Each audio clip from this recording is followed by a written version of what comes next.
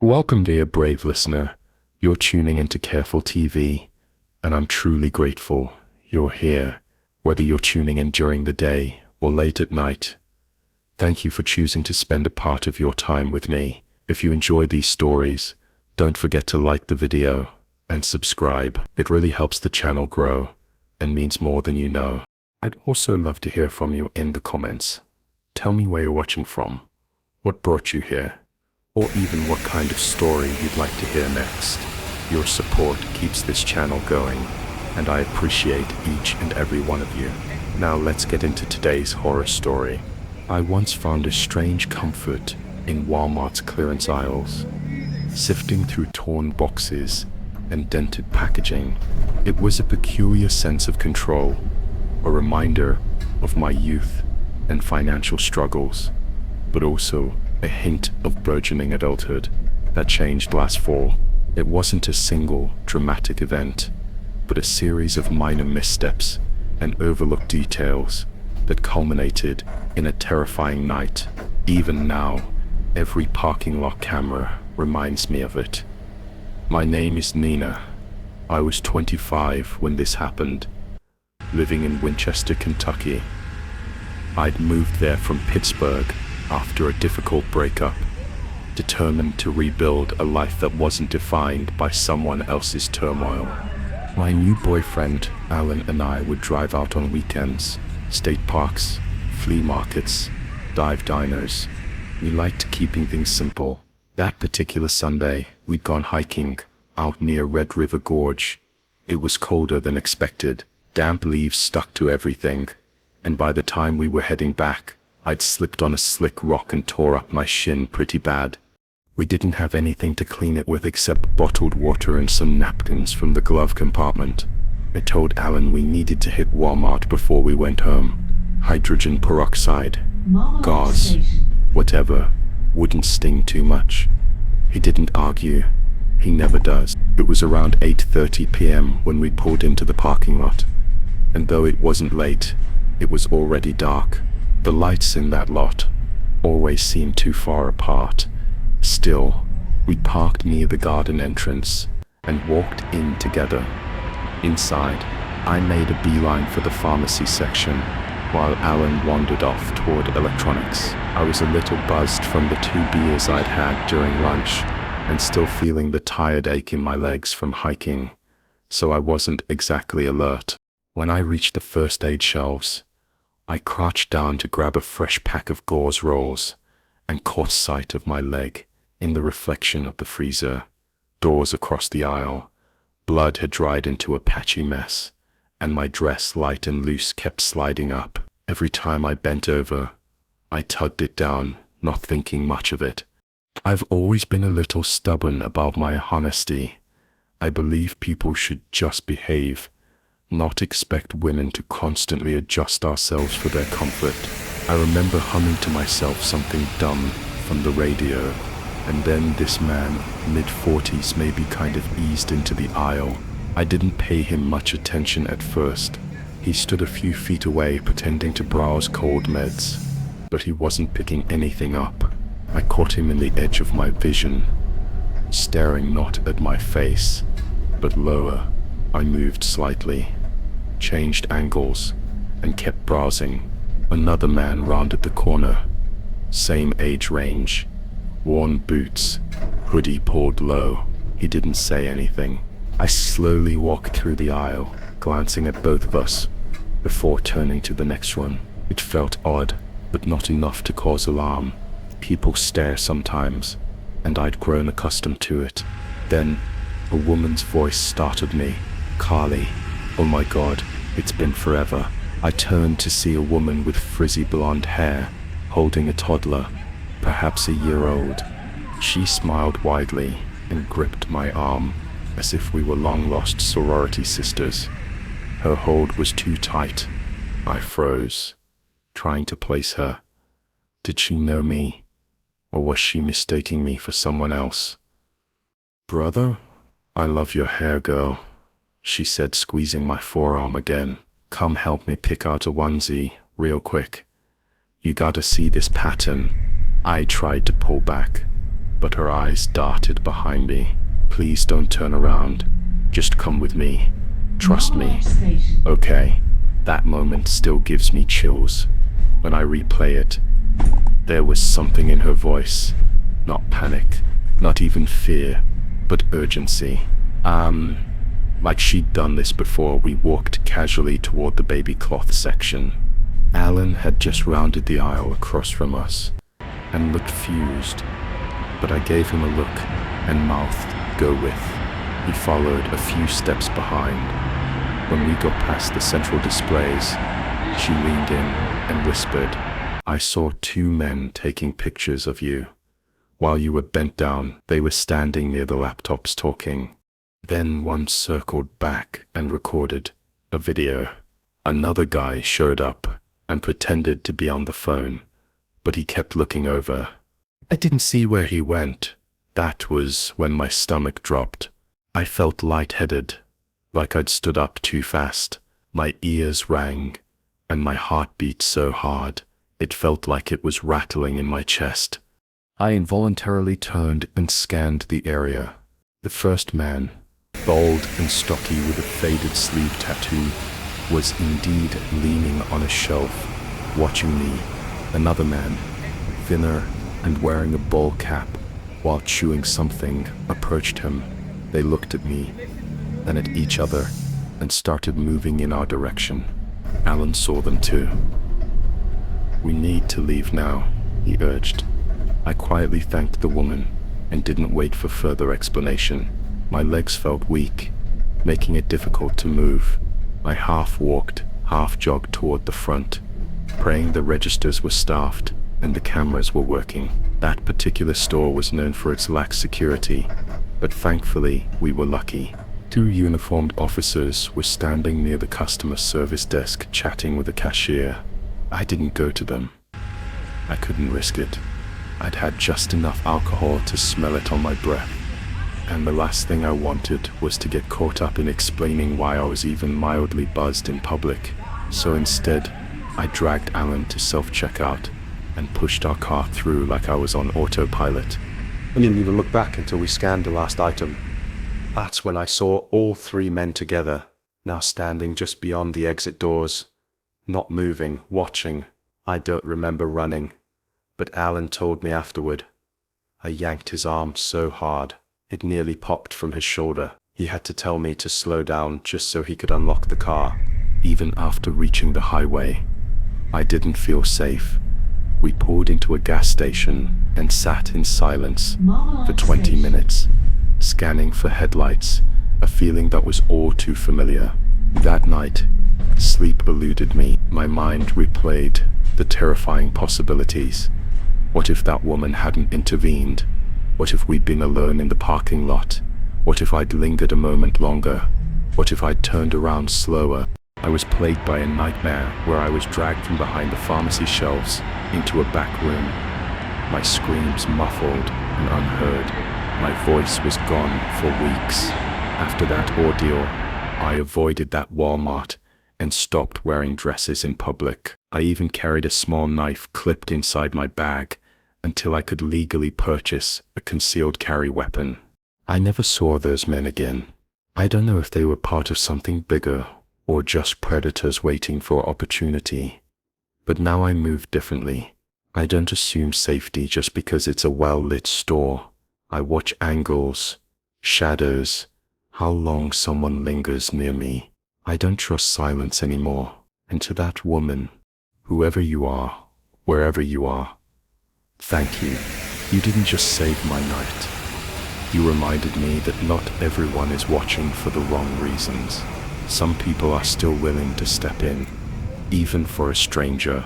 It happened late last February, on one of those cold, dry nights that makes everything sound louder, like the air itself is brittle. I remember because it was the tail end of our rotating night shifts. My partner Devin and I both worked odd hours, me at a 24-hour animal hospital just outside Tulsa, and him at a warehouse about 30 minutes away. Our schedules overlapped just enough to make it work, and on nights off, we'd fall into this rhythm. Dinner around midnight, maybe a grocery run at 2 a.m., then back home before sunrise. That night was no different. I needed cereal, paper towels, and some kind of moisturizer, because the cold had my skin feeling like old wallpaper. Devon wanted snacks and to replace a broken phone charger. We weren't in any rush. The Walmart on Yale Live was open 24/7 and barely had more than 5 people in it at that hour. I'd always liked shopping late. Less noise, less traffic, no weird small talk with strangers in the detergent aisle. I'm Kayla, by the way. I was 29 when this happened. We pulled into the Walmart parking lot just after 2:10 a.m. It was mostly empty, except for a few scattered cars and a white pickup truck parked sideways near a light pole. I noticed it, but didn't think much of it. People often park erratically. Inside, calm music played softly, and a couple of workers were restocking shelves. I wandered towards the home section, drawn by a clearance rack of fleece throws, while Devon headed for electronics. We always split up for efficiency, planning to meet at checkout. I walked slowly, dragging my fingers across folded towels, letting my brain defog from the past few nights of work. About 15 minutes later, I was near the back, looking at gallon jugs of fabric softener, when I noticed a group of 3 young guys moving through the aisles. They looked maybe 20, maybe younger, acting like they owned the place, joking loudly, knocking a few boxes around. That kind of energy you expect from kids who've never been told no. I watched them from the corner of my eye, but didn't think they'd say anything to me. I'm not exactly the type that attracts attention. Glasses, big hoodie leggings. I looked like every other tired woman trying to finish a shopping list. They didn't say anything. Not. Then I texted Devon that I was heading toward checkout, and we met up near the snacks. He was holding a new charger and a box of cookies, already joking about how I somehow managed to spend 10 minutes in an aisle and still forget the one thing we actually needed: normal banter. We paid, bagged up, and made our way to the car. The cold slapped me in the face. The second sliding doors opened, Devon started loading the trunk, while I returned the cart. That's when I heard its sharp laughter from the truck parked next to ours. I didn't turn at first, just assumed they were watching something on their phone, but then one of them said something loud enough for me to catch you. "Is that your girl, bro? Seriously?" I paused, shocked. Other voices joined in, mocking Devon's hoodie, his shoes, anything they could latch onto. He ignored them, simply placing bags in the trunk, as if their words weren't worth acknowledging. But as I walked back to him and opened the passenger door, their taunt shifted. I distinctly heard wail, tossed casually between 2 laughs. Then came a crude comment about what kind of guy would hit that. I froze. Devon did too. He quietly shut the trunk. I expected us to just leave.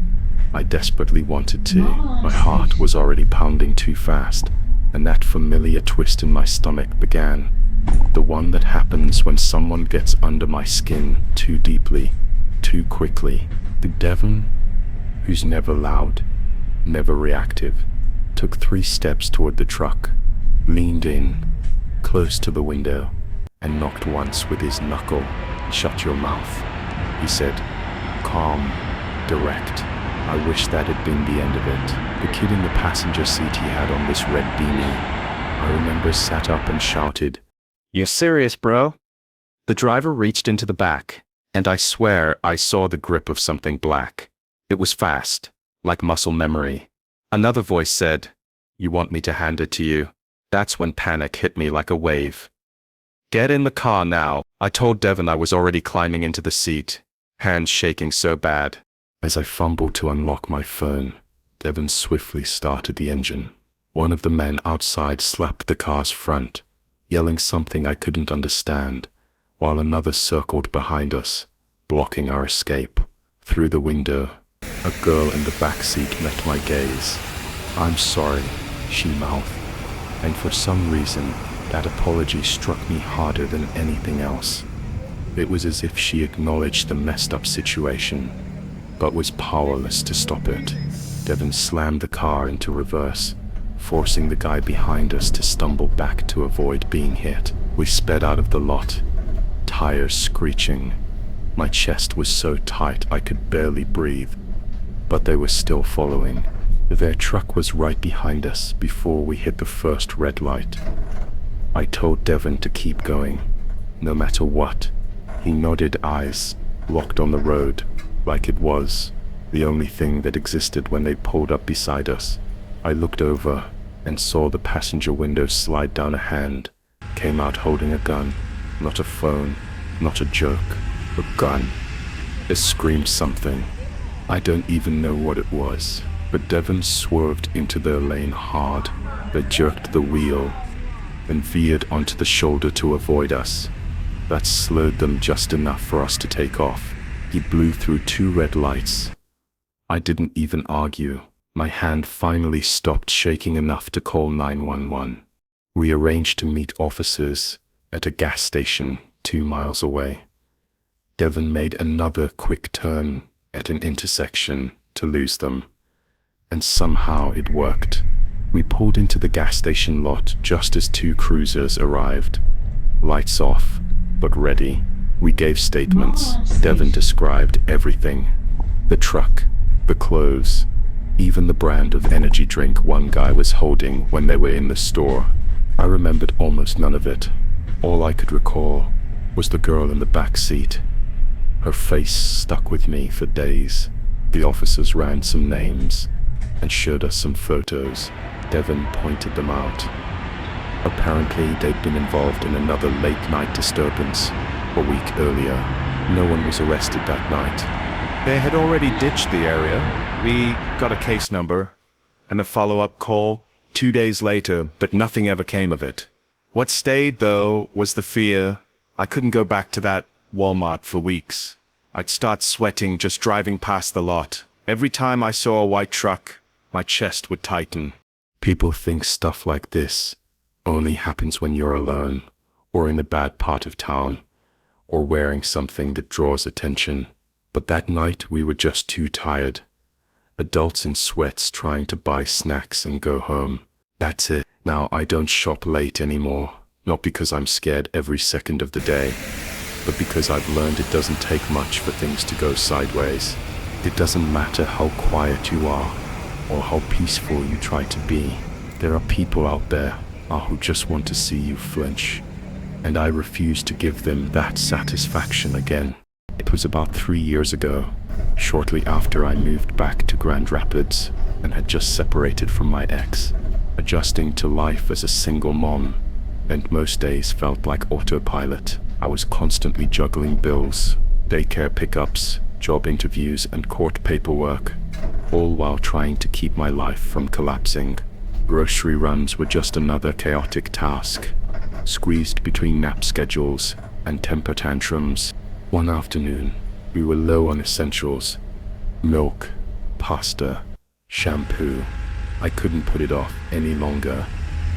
It was a Wednesday, probably early spring, with a biting cold that still lingered. Despite the calendar, I bundled the kids up and loaded them into the car without a second thought. We parked in the lot outside the Walmart off 28th Street. The usual entrance near the garden center was closed for maintenance, so we went through the main front doors. My name's Aaron. I was 31 then, older than I felt, but younger than I'd admit most days. I was just trying to keep my head above water that day.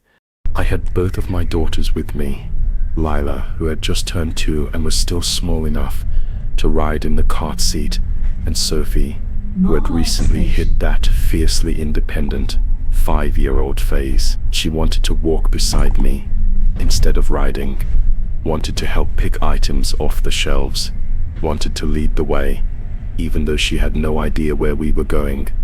Normally, I'd insist on her riding inside the car too, just to make things easier on myself.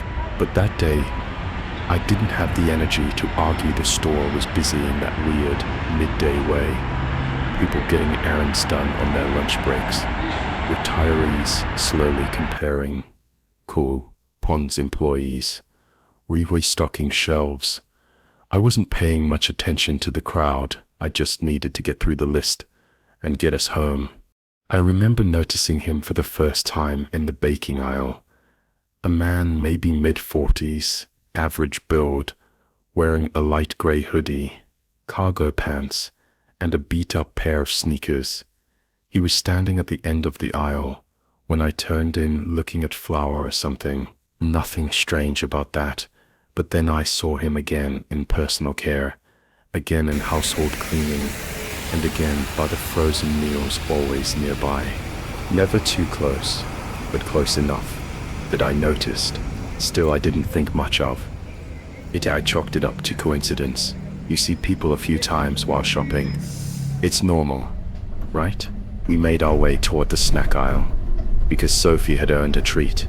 After behaving mostly through the first half of the trip, Lila was getting fussy, so I gave her a small pack of puffs to keep her hands busy.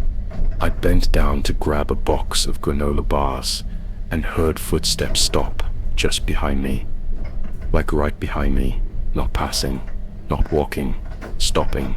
I straightened up slowly and turned. He was standing so close I could smell the old coffee on his breath. I flinched less from fear and more from how unexpected it was. "Oh, sorry," I mumbled instinctively, assuming I'd been in his way. He didn't respond, only blinked, then slowly stepped aside before I could fully grasp the uncomfortable moment. Just then, a Walmart employee with a walkie-talkie rounded the corner. He approached the man and spoke quietly, something I couldn't quite hear, but it prompted the man to turn and walk with him towards the front of the store. I initially assumed it was about shoplifting. Perhaps he'd been caught pocketing something. The employee appeared calm but firm. No one raised their voice, and it didn't seem like a significant issue. I was wrong. After we finished checking out, and I was settling the girls, another Walmart employee, a woman in her 30s with a brown ponytail, approached me, calm but serious expression. "Ma'am, could I speak with you for just a moment? You're not in any trouble." Immediately my heart sank. My first thought was that Sophie had taken something off the shelf without me noticing she'd done it once before. Walked out of the store holding a lip balm. I'd been so embarrassed. I'd driven all the way back to return it. We followed her through a side door, near customer service, into a small back office, inside another woman, plain cloth. Security maybe was sitting behind a small desk. She gestured for me to take a seat first. "I want to assure you, you're not in any trouble," she said. "But I wanted to make sure you and your daughters are okay." I blinked, unsure how to respond. "Yeah, I think so." She asked if I knew the man who had been following me. That made my stomach clench. "I noticed someone nearby a few times," I said carefully. "I thought it was just coincidence." She nodded. "We've had complaints about him before today. One of our floor associates recognized him and started watching. When he saw him near your cart," she paused her. Next words came out slower. "He followed you through multiple aisles. He didn't pick up a single item. He was trailing you, and he was far too close, more than once. We wanted to make sure he didn't leave the store behind you or try anything in the parking lot." I stared at her for a second. I didn't understand what she meant. Then it clicked. My skin crawled. My throat tightened. I kept replaying the moment in the snack aisle. His breath, the distance, how still he was. "Why?" I asked, quietly. She sighed. "We don't know. Could be you. Could be your kids. Could be both. It's not always clear with people like that." The way she said "people like that" made my chest tighten. My kids were sitting right outside the door, totally oblivious, snacking, and kicking their boots against the legs of the bench. They didn't call the cops. I didn't ask why, and I didn't argue. In hindsight, maybe I should have, but I think I was too stunned.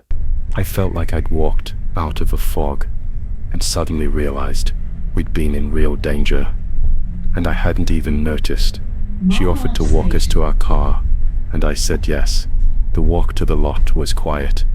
My eyes scanned everything: the cars, the people, the parked trucks near the edge of the property. I felt like my skin was buzzing. The woman walked alongside me, engaging in a casual conversation, just loud enough to create the illusion of two friends. I was grateful for her presence.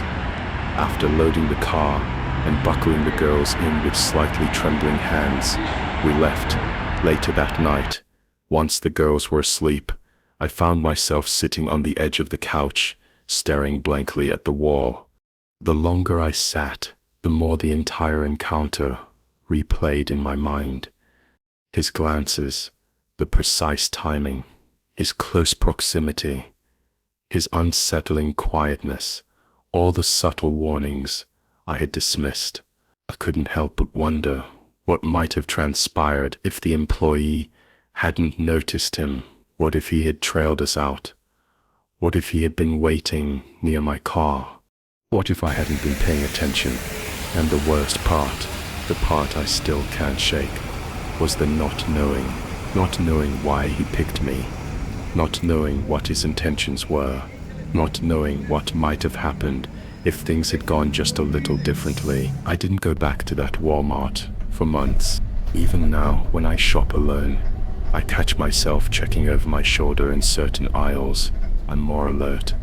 I don't let my girls walk beside the cart anymore, not even for quick errands. And I definitely don't assume that just because it's daylight and we're in a public place, we're safe. There are people who walk through the world like it owes them access to others. People who think no one will notice, or that no one will care. That man never said a word to me. He never laid a hand on me. And yet, he left me with a sense of unease that still hasn't completely gone away. I still don't know what would have happened if that employee hadn't stepped in when he did, but I'm grateful I didn't have to find out.